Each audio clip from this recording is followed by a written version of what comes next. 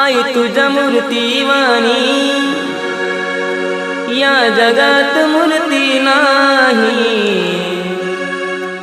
अनमोल जन्म दिला गाई तुझे उपकार फिटणार नाही।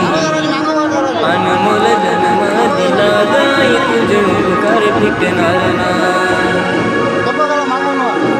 बालपणी मी खेळत खेळत बालपणी मी खेळत खेळत होत जवताना